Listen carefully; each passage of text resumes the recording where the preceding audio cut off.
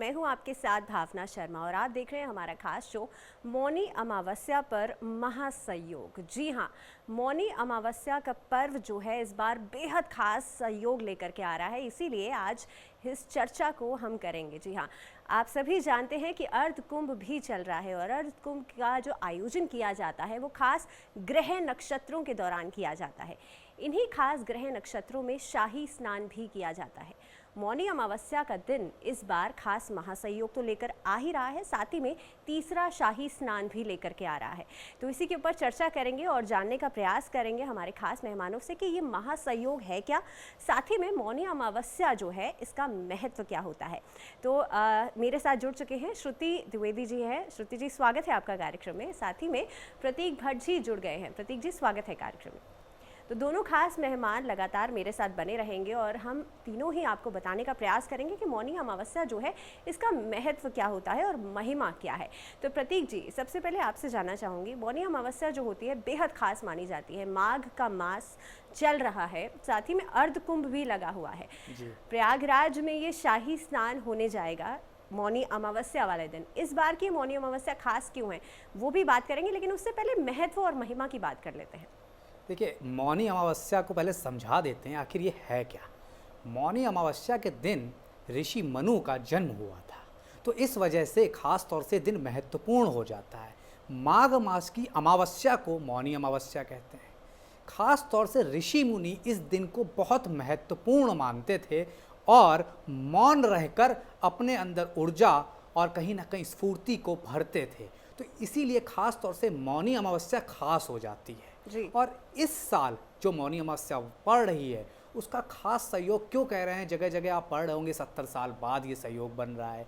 उसकी दो वजह हैं। पहली, सोमवार के दिन सोमवार है, मतलब सोमवती अमावस्या भी है और मौनी अमावस्या भी है। दूसरी चीज, इस बार तीसरा शाही स्नान होगा मौनी अमावस्या के दिन। तो ये जो संयोग है ये बेहद ही खास बन गया है इस साल और इस वजह से इस बार की मौनी अमावस्या को आप जोर शोर से सुन रहे हैं कि इस बार कहीं ना कहीं बहुत महत्व बढ़ जाता है। मौनी अमावस्या एक ऐसा पद्य पुराण में लिखा गया है, मौनी अमावस्या एक ऐसा दिन होता है जब ब्रह्मा, विष्णु और महेश तीनों देव प्रयाग जाते हैं पक्षी का रूप धारण करके। कहीं ना कहीं ये पद्य पुराण में आप पढ़ सकते हैं, तो आप समझ सकते हैं जिसका स्नान में करने के लिए तीनों देव त्रिदेव खुद आते हो पृथ्वी पर, प्रयाग आते हो, तो कितना महत्व रखता है। इसीलिए मौनी अमावस्या बहुत महत्वपूर्ण है। हम सभी को किसी भी पवित्र नदी में आसपास, अगर आप प्रयाग ना जा पाए हो, अगर वो भी नहीं है तो घर में है आप, तो गंगा जल से स्नान जरूर कर लेना चाहिए मौनी अमावस्या के दिन। जी बिल्कुल। तो प्रयागराज अगर नहीं जा पा रहे हैं तो घर में ही गंगा जल से आप स्नान कर सकते हैं। साथ ही में मौनी अमावस्या, क्योंकि अमावस्या तिथि ही अपने आप में खास हो जाती है, पितरों के लिए तर्पण अगर करना हो तो इस दिन अमावस्या का दिन खास माना जाता है। श्रुति जी भी लगातार जुड़ी हुई हैं। श्रुति जी, क्योंकि अमावस्या तिथि अपने आप में खास है, इस बार खास सहयोग भी बन रहा है क्योंकि सोमवार के दिन पड़ गई है, तो सोमवती अमावस्या इसे कहा जा रहा है। इसके अलावा भी कोई खास सहयोग बन गया है जो इस दिन को खास बना रहा है? जी, बहुत बढ़िया प्रश्न पूछा और जैसा प्रतीक जी ने बताया, बिल्कुल करेक्ट बताया, क्योंकि प्रथम पुरुष मनु का जन्म इसी दिन हुआ था और इसी कारण इसे मनु से मौनी और मुनियों से जो शब्द है वो मौन लिया गया, क्योंकि मुनि मौन धारण करते थे। इसलिए कहा जाता है कुछ एक क्षण के लिए, आज की डेट में संभव नहीं है कि मौन धारण करें, तो इसलिए कुछ समय के लिए यदि आप मौन रहकर चिंतन करें, ध्यान करें तो अच्छा रहता है। बात करते हैं आपके प्रश्न की जो आपने पूछा है भावना जी, कि इस दिन क्या विशेष संयोग बन रहा है। ये दिन बहुत अद्भुत है। सोमवार के दिन पड़ रही है अमावस्या, सोमवती अमावस्या है, मौनी अमावस्या है, माघ मास की अमावस्या है, चंद्रमा श्रवण नक्षत्र में रहेंगे, सूर्य चंद्र बुध केतु की युति बन रही है मकर राशि में, जो कि एक बहुत अद्भुत संयोग है। 1948 के बाद ये संयोग इस बार पढ़ा है, तो यानी टोटल मैं कहूँ 71 ईयर्स के बाद एक ये संयोग बन रहा है, जो कि अपने आप में बहुत अद्भुत है। ये सारे कॉम्बिनेशंस एक दिन एक अमावस्या पे, और यही ग्रह नक्षत्र का कॉम्बिनेशन बड़ा रेयर माना जाता है। इसीलिए जैसे आपने पहले कहा था, पितृ तर्पण करना, पितृ को कभी भी जब भी आप कोई भी आप पे दोष हो, पितृ दोष हो, कालसर्प दोष हो, तो पितृ तर्पण करना इस दिन बहुत ज़्यादा शुभ माना जाता है। इससे पितृ दोष से मुक्ति मिलती है, कालसर्प दोष से मुक्ति मिलती है, और कई तमाम दोष होते हैं कुंडलियों में, यदि व्यक्ति विशेष समझे तो उनसे मुक्ति मिलती है। जी, तो इस बार का शाही स्नान बहुत ही खास रहेगा। प्रतीक जी, आपसे जानना चाहूँगी कि जैसे खास संयोग की हम लगातार बात कर रहे हैं, क्या कुछ खास उपाय कर सकते हैं इस दौरान? जी, उपाय तो मैं बताऊंगा ही, लेकिन एक वैज्ञानिक पहलू भी बता दूं। क्यों आज के दिन का स्नान का महत्व है, क्यों मौनी अमावस्या अपने आप में बड़ी इंपॉर्टेंट हो जाती है। देखिए, अमावस्या के दिन कहीं ना कहीं सूर्य चंद्रमा एक साथ हो जाते हैं और कहीं ना कहीं चंद्र का जो बल है वो कम हो जाता है। तो वैज्ञानिक दृष्टिकोण से समझें, अगर आज आपके दिन स्नान करेंगे इस दिन अमावस्या के दिन, तो कहीं ना कहीं स्नान करने से क्या होता है, मन की शुद्धि होती है, मन में शांति होती है। शीतल जल से अगर आप स्नान करते हैं मन शांत होता है, तो कहीं ना कहीं इससे चंद्रमा शांत हो रहे होते हैं। तो ये एक बहुत बड़ी वजह है। दूसरी चीज, मौनी अमावस्या में मौन क्यों रखा जाता है, इसका भी वैज्ञानिक तथ्य समझिए। मौनी अमावस्या में कहीं ना कहीं चंद्रमा अमावस्या के दिन कहीं ना कहीं पीड़ित हैं, तो आप अगर मौन रहेंगे, ध्यान करेंगे। मौन में आदमी क्या करता है, ध्यान करता है, फिजूल की बातें नहीं करता है, बैड बिचिंग नहीं करता है, कहीं ना कहीं किसी की निंदा नहीं करता है। तो इन सब चीज़ों से कहीं ना कहीं चंद्रमा स्ट्रांग होता है। तो ये सब वैज्ञानिक तत्व हैं कि कहीं ना कहीं मौन रहा जाता है मौनी अमावस्या के दिन। अब जैसा कि आपने प्रश्न पूछा था, शाही स्नान क्यों खास है। देखिए, सर्वार्थ सिद्धि योग चल रहा है और बड़ी ही खूबसूरती से श्रुति जी ने बताया, 4 ग्रहों की युति है। श्रावण नक्षत्र अपने आप में एक महत्वपूर्ण नक्षत्र है। तो ये कॉम्बिनेशन 71 साल बाद बन रहा है और कहीं ना कहीं सर्वार्थ सिद्धि योग 71 साल बाद ये कॉम्बिनेशन सोमवार के दिन, आप देखिए चंद्रमा को कहीं ना कहीं बैलेंस किया जा सकता है आज के दिन नहाकर, क्योंकि कहीं ना कहीं चंद्रमा ही पीड़ित है और चंद्रमा के दिन ही सब कुछ हो रहा है, श्रावण नक्षत्र में हो रहा है, सर्वार्थ सिद्धि योग बना है। तो इसलिए ये शाही स्नान बहुत महत्वपूर्ण है। जो लोग भी ना जा सकें वो कम से कम 1 चम्मच गंगा जल से ही स्नान जरूर कर लें, ये सर्वश्रेष्ठ रहेगा। जी बिल्कुल। तो शाही स्नान तो इस बार खास है ही। साथ ही मैं आपको बता दूं कि श्रुति जी, यहाँ पर हम लगातार बात कर रहे हैं खास उपायों की। क्या खास उपाय इस दिन किए जा सकते हैं? जी देखिए भावना जी, बहुत बढ़िया प्रश्न पूछा है आपने, क्योंकि माघ मास की है तो इसमें उपाय भी दोष के निवारण के लिए, जैसे मैंने पहले भी कहा था, तो जिन लोगों को पितृदोष है या काल सर्प दोष है, इस दिन नाग नागिन की पूजा करके, चांदी का नाग नागिन ले लें, पूजा करें। लेकिन ये कराने के पहले देख लें कि क्या प्रॉपर आपको पितृदोष है या काल सर्प दोष है। करा के आप बहते हुए जल में प्रवाहित कर सकते हैं, पहली बात। अब बात करते हैं उन लोगों की जिन्हें पता ही नहीं है कि क्या दोष है या क्या नहीं है, या कुंडली का ज्ञान नहीं है, या डेट ऑफ बर्थ नहीं। कई ऐसे भी हमारे दर्शक होते हैं जिन्हें डिटेल्स नहीं पता होती है।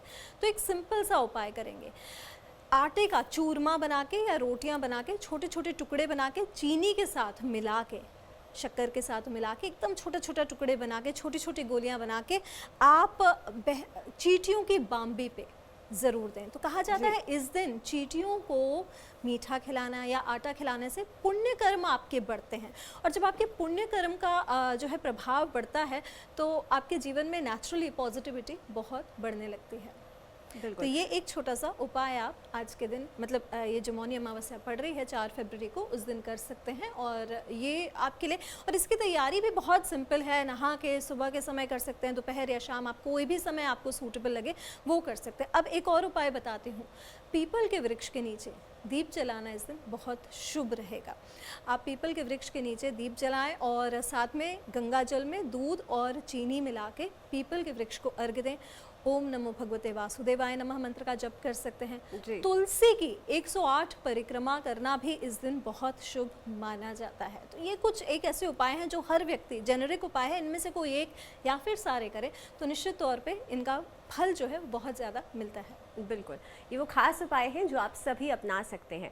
तो प्रतीक जी, यहाँ पर बात हो रही थी मौनी अमावस्या की, क्योंकि सोमवती अमावस्या भी इसे कहा जा रहा है और सोमवार का दिन चंद्रमा से जुड़ा हुआ होता है। साथ ही में श्रवण नक्षत्र की भी बात आप कर रहे थे।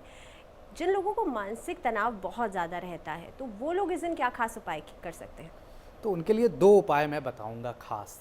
देखिए, मौनी अमावस्या में जैसे श्रुति जी ने भी बड़ी खूबसूरती से बताया कि आज के पूरे दिन मौन रहना पॉसिबल नहीं है। हम ऐसे कॉर्पोरेट कल्चर में आ चुके हैं, तो क्या कर सकते हैं? देखिए, उसका एक तरीका होता है। जिनको किसी तरह की भी कोई समस्या है, जिनका चंद्र पीड़ित है कुंडली में, या कोई भी दोष है, चाहे ग्रहण दोष हो चाहे पितृ दोष हो, जब तक आप स्नान नहीं कर लेते हैं, और ऑब्वियसली आजकल स्नान हम जल्दी ही मॉर्निंग में कर लेते हैं, तब तक एटलीस्ट मौन रह जाइए।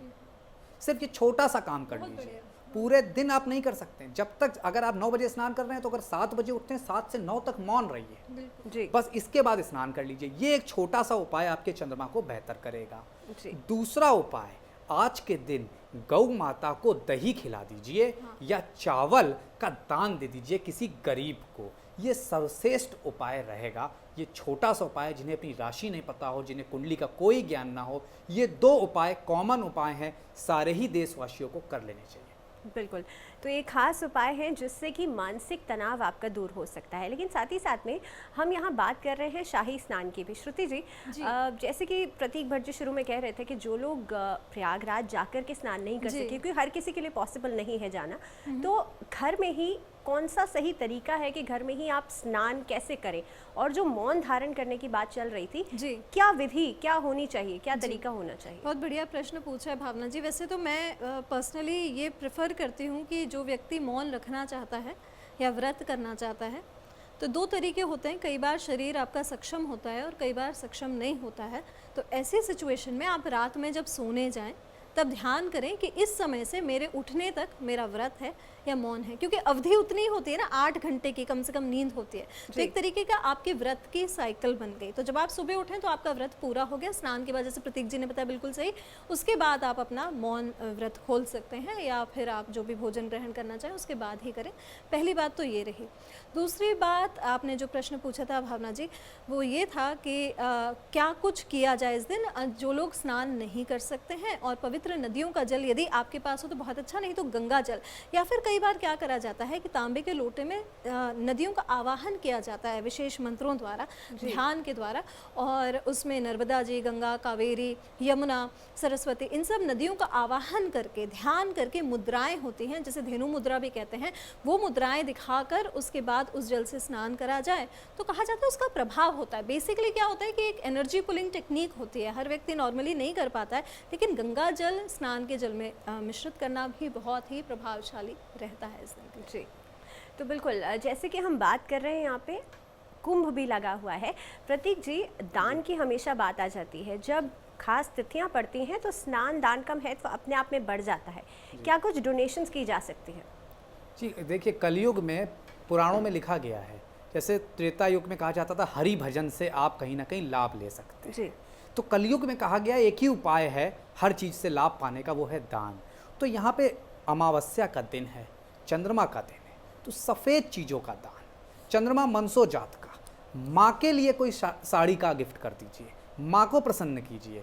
उसी के साथ साथ कोई भी लेडी वर्ग हो आसपास, उसे कहीं ना कहीं आप कोई भी दान दे सकते हैं, चाहे वो छोटी सी साड़ी हो, चाहे रुमाल हो, वो आपकी कहीं ना कहीं क्षमता अनुसार है। लेकिन खास तौर से सफ़ेद चीज़ों का दान, दूध, दही, चावल बहुत उपयुक्त रहता है आज के दिन। उसी के साथ साथ एक छोटा सा काम कर लीजिए, अगर किसी तरह की कोई भी समस्या बाधा आ रही है, आप एंटी क्लॉकवाइज एक नारियल लीजिए, उसे अपने सर से ऊपर घुमाइए 7 बार। इसके बाद अपने मन में जो मनोकामना है उसको ध्यान करिए और बहते हुए जल में उस नारियल को प्रवाहित कराइए। बस एक शर्त है, पीछे मुड़ के नहीं देखना है। आपकी जो भी समस्या है, परेशानी है, कहते हैं बहता हुआ जल लेके चला जाता है और चंद्रमा स्ट्रांग होता है, दोष से आप मुक्त हो जाते हैं। ये तो बहुत बढ़िया उपाय बताया प्रतीक जी ने। बिल्कुल। और यहाँ पे क्योंकि चंद्रमा की बात आ जाती है, तो श्रुति जी, क्या कुछ खास उपाय किए जा सकते हैं अगर चंद्रमा को स्ट्रॉन्ग करना हो इस दिन? देखिए, चंद्र का, जैसे इन्होंने बताया, चंद्र का प्रतीक होता है, मदर, बहनें होती हैं चंद्र का प्रतीक, तो ये दोनों के लिए, और मानसिक स्थिति जो है आपकी, संतुलन, कई बार लोग जो अक्सर एंग्जाइटी में, स्ट्रेस में रहते हैं, यानी वाटर फोबिया होता है, ये भी चंद्र के कारण ही होता है। नीच चंद्र ही सारे दोष देता है कि स्विमिंग नहीं कर सकते या पानी देखकर घबराहट होती है। तो ऐसे सारे लोगों को ये समझ जाना चाहिए कि कहीं ना कहीं चंद्रमा इनका वीक है। अभी चंद्रमा को प्रबल करना, मेरे हिसाब से, क्योंकि चंद्रमा मन का कारक है, ये मेरा अपनी धारणा है, तो मन के प्रबल करने वाली चीज़ों का मैं पर्सनली दान नहीं प्रेफर करती हूँ, क्योंकि वो भी चला गया तो क्या, ये मेरा ओपिनियन है, ये डिफ़र कर सकता है कई लोगों से। इसलिए मेरे हिसाब से चंद्रमा को प्रबल करने के लिए जो चंद्र होता है, चांदी का चंद्र, ये आप किसी भी शिवलिंग पर ज़रूर चढ़ाएं।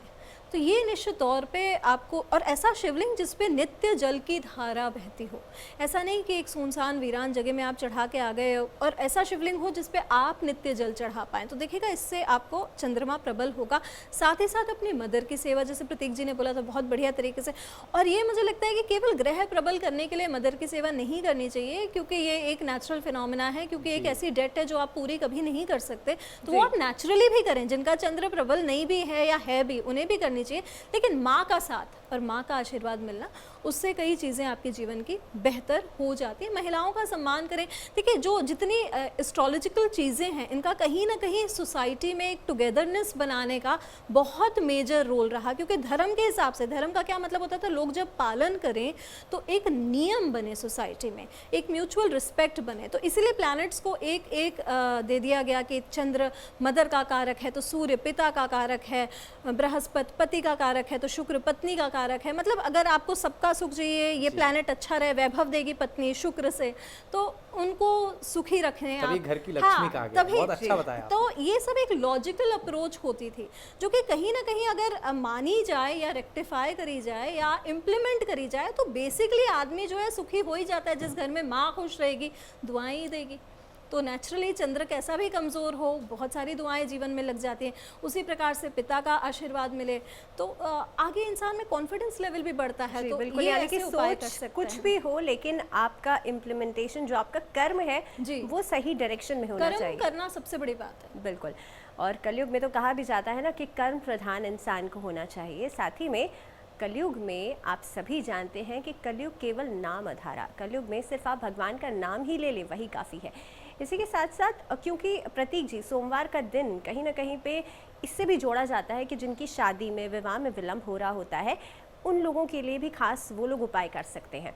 तो आपसे जानना चाहूँगी कि क्योंकि मौनी अमावस्या, सोमवती अमावस्या इस दिन पड़ रही है और शिवलिंग यानी कि भगवान शिव की उपासना इस दिन करी जाएगी, क्या कुछ खास उपाय वो लोग कर सकते हैं जिनकी शादी में विलंब हो रहा है? देखिए आज का दिन सर्वश्रेष्ठ है, क्योंकि कहीं ना कहीं चंद्रमा मन का कारक, और मन कहीं ना कहीं लड़के या लड़की का शादी के लिए आसानी से तैयार हो पाना, कभी कभी हम अच्छे रिश्ते भी छोड़ देते हैं, बहुत चीज़ें कहीं ना कहीं मन की वजह से ही होती हैं। तो शादी में चंद्रमा का महत्वपूर्ण स्थान है, और ख़ास तौर से लड़के की कुंडली में जैसे शुक्र, पुरुष की कुंडली में, स्त्री की कुंडली में कहा जाता है विवाह में चंद्र या बृहस्पति। तो चंद्र कहीं ना कहीं आज इम्पॉर्टेंट है। तो चंद्र के लिए क्या कर सकते हैं आप? शिव अमोघ कवच का पाठ कर लीजिए आज के दिन, या 108 बार चंद्रमा का बीज मंत्र ओम श्राम श्रीम श्रोम सह चंद्रम सह नमा, इसका पाठ कर सकते हैं। लेकिन मेरी सलाह रहेगी कि शिव अमोघ कवच का पाठ कर लें। कहते हैं इसमें कहीं ना कहीं 100 पाप एक बार में नष्ट होते हैं, एक बार अगर आप शिव अमोघ कवच का पाठ करते हैं, ऐसा पुराणों में लिखा गया है। और ख़ास तौर से अगर अमावस्या के दिन हम ये किया तो कहीं ना कहीं इसका प्रतिफल ज़्यादा मिलेगा, ज़्यादा तेज़ी से मिलेगा। तो हो सकता है अगले क्वार्टर तक, मतलब कि अब मार्च अप्रैल तक आपकी शादी हो जाए। तो शिव अमोघ कवच का पाठ सारी मेरी माताएं बहनें जरूर कर लें। जिनको शादी में समस्या है वो भी कर लें, वैवाहिक जीवन में जिनकी शादी नहीं हो रही है वो भी कर लें। बिल्कुल, तो शादी की शहनाइयाँ भी ज़रूर बजेंगी, इस उपाय को आप लोग ज़रूर कीजिए।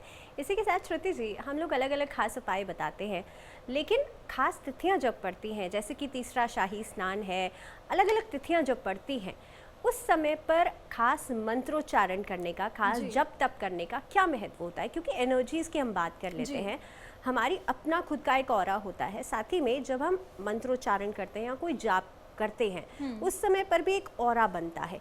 किस तरह से असर हमारे ऊपर डालता है और हमारे आसपास की एनर्जीज के ऊपर डालता है? भावना, बहुत ही बढ़िया क्वेश्चन पूछा आपने, और क्योंकि आप भी साइंस के स्टूडेंट हैं और आप खुद ज्योतिष हैं, तो बहुत रेलेवेंट क्वेश्चन पूछा, क्योंकि मंत्र तो हर कोई जानना चाहता है, लेकिन इसका प्रभाव कैसे पड़ता है ये कोई नहीं जानना क्योंकि चाहता हमें ये जानना, शायद बताना चाहिए लोगों को कि असर क्या पड़ेगा। एग्जैक्टली। देखिए, ऑरा एनर्जेटिक फील्ड होती है आपके आसपास, और ये ऑरा बहुत सारे colours, vibrations, numbers, positive ideas, thoughts, हर कुछ इसमें कैप्चर करता है। इसलिए कई बार होता है ना, जैसे आप कोई रूम में एंटर किया तो आप सब रुक के उसे देखने लगते हैं, उसके ऑरा में वो प्रभाव होता है। उसी प्रकार से कई बार कोई व्यक्ति आपके साइड में बैठा, लेकिन आपको थोड़ा सा स्ट्रेस या एंग्जाइटी या डिप्रेशन या फिर अच्छा नहीं लग रहा वाली एक फीलिंग आती है, ये सब प्रभाव ऑरा का ही होता है। ऑरा आपका प्रबल करना बहुत ज़रूरी है और उसमें मंत्रों का बहुत बड़ा इम्पॉर्टेंट स्थान होता है। और कैसे होता है ये भी मैं बात करूँगी।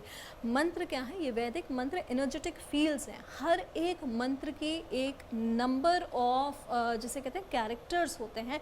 ये एक साउंड वाइब्रेशन भी कैरी करते हैं। लाइट और साउंड का ये जो कॉम्बिनेशन होता है, लाइट क्यों? जब हम दिया लाइट करते हैं उसका एक हवन करते हैं उसका, तो ये एक एनर्जेटिक फील्ड बनती है हमारे पास। मंत्रों के उच्चारण को हम मिनिमम 108 क्यों करते हैं? क्योंकि 108 का टोटल होता है 9। नंबर 9 जो है वो भी बहुत प्रभावशाली है क्योंकि 9 ग्रह माने जाते हैं, नवग्रह माने जाते हैं। इस प्रकार से एक कॉम्बिनेशन हर एक चीज़ बहुत वैदिक और साइंटिफिक वे से लिया गया है। जब मंत्रों का उच्चारण किया जाता है तो एक स्टडी हुई थी और ये स्टडी हुई थी जापान में। कई लोग सोचते हैं कि हम सिर्फ इंडिया में इंडियंस करते हैं मंत्रों का जप, लेकिन आप जाएँ तो mantra of the day is more westernised than Indian. Japan में साइंटिस्ट थे doctor Masaru Emoto who passed away on 24 November 2014। तो डॉक्टर मसारो इमोटो ने एक स्टडी करी थी जिसमें इन्होंने वाटर को इंट्रोड्यूस किया था डिफरेंट इमोशंस से। तो जिस वाटर को इंट्रोड्यूस किया था और उसके बाद उस क्रिस्टलाइज्ड वाटर पे स्टडी करी थी, तो जो वाटर एंगर से, हेट्रेड से या फिर रिवेंज वाली फीलिंग से इंट्रोड्यूस था, उसके क्रिस्टल्स एकदम चारकोल जैसे थे, ब्लैक और बहुत ही ख़राब। और जो वाटर प्रेयर से, हैप्पीनेस से, लव से इंट्रोड्यूस था, उसके क्रिस्टल्स बहुत ही खूबसूरत थे, डायमंड कट के ऐसे शेप्स। अगर आप यूट्यूब पे जाएंगे, डॉक्टर मासारू इमोटो की स्टडी आप गूगल करेंगे तो आपको डेफिनेटली मिलेगा। अब बात आई कि वाटर का हमसे क्या लेना देना, क्योंकि हम सब जानते हैं ह्यूमन बॉडी 70% वाटर। जब हम प्रेयर्स करते हैं तो यही हमारे वाटर का क्रिस्टलाइज्ड स्ट्रक्चर जो है कहीं ना कहीं प्रभावित होता है, क्योंकि वही वाइब्रेशनल एनर्जी हम कैप्चर कर रहे हैं। और उससे क्या होगा कि जो साइकोसोमैटिक डिजीजेस की टेंडेंसी होती है वो कम होती है। जी, यानी कि कहीं ना कहीं पे अगर देखा जाए तो सिर्फ इंडियन नहीं बल्कि वेस्टर्न तरीके से भी देखा जाए तो ये जो मंत्रों का सिग्निफिकेंस है ये देखने को मिलता है।